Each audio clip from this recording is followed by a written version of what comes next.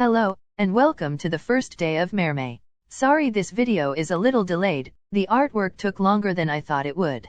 For the month of May, I will have to create a piece of artwork every day, based around mermaids. These artworks will be based on a prompt list and I decided to participate in a list called Mythological May. For this specific artwork, the prompt was Sea Serpent. So, I started off the artwork by sketching some reference lines that I then used to create the sketch of the mermaid. I was quite lucky with the sketch, as it went quite smoothly.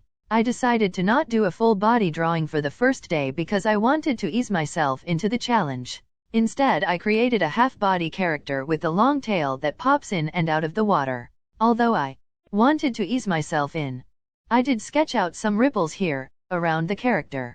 This is because I want to add a background to the finished drawing. I don't normally do backgrounds, so I wanted to challenge myself. But like I said, I didn't want to go all out on the first day, so it will be a pretty simple background. Next, I lowered the opacity of the sketch layer and began the line art stage. I started at the top of the character and worked my way down. I tried to use various line widths to make some parts stand out and to get in the really small details. For the line art I used the Procreate Studio pen brush. I liked the stability of this brush and it is definitely my favorite. Another I recommend is the Procreate Dry Ink brush. I really enjoyed the small lines in the hair at this part of the drawing.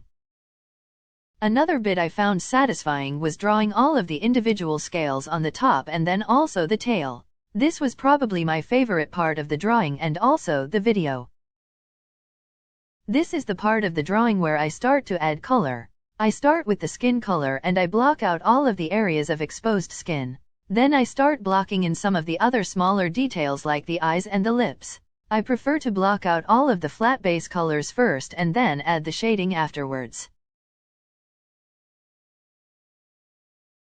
At this point I decided to throw down a background color for the background world create later in the drawing. When looking at my color choices I wasn't super happy with the tail color and the hair color. They both felt a little out of place, so to combat this issue I decided to individually color each and every scale on her tail and her mermaid top. This took quite some time.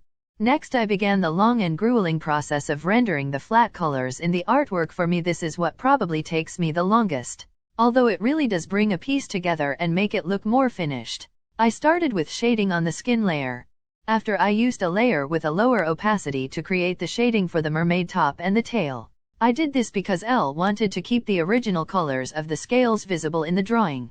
Then I began adding all the little shading to the more detailed parts of the serpent like the eyes and the hair. I tried to keep the hues and color palette to be a bit darker and a bit more muted. Now came the time to painstakingly shade each individual scale. This took forever, so I have defiantly sped up the video here. At this part in the drawing it was time for the background, which is something I am a little inexperienced on.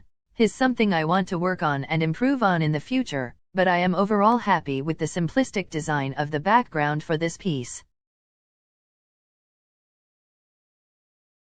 In total this drawing took just short of 5 hours. I had a lot of fun creating it as it was a little out of my comfort zone.